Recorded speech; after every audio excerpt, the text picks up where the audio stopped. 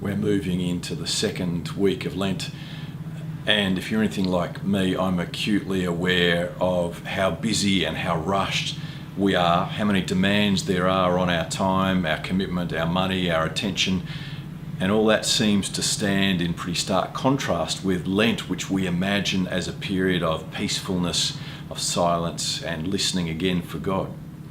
It's not an easy contrast to hold together, but it's a great struggle for us as the church to engage in. And as I've been thinking about that contrast and that struggle, I was reminded again of St. Basil of Caesarea.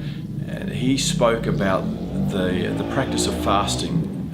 Fasting was one of the habits he sought to have to try and discern amidst the busyness. And he said that fasting gives birth to prophets, and fasting is the comrade of watchfulness. And he wasn't saying these things because fasting was important to give up all the nasty things and the bad things in your life. He was trying to find a way to discern both what is good, but also where is God in the midst.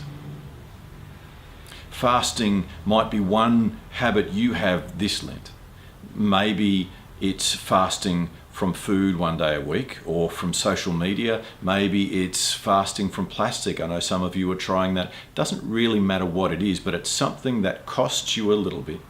And as we fast, we find how difficult it is to give these things up, how much we rely on them.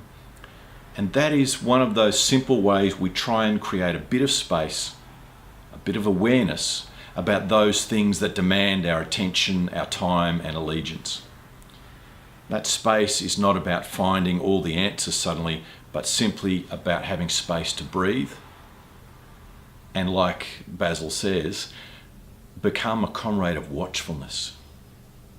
Where is God in the midst? We're busy people, but God is still speaking. Lent gives us an opportunity just to open our eyes, to look again, and wonder, what might God have to say to you and me today?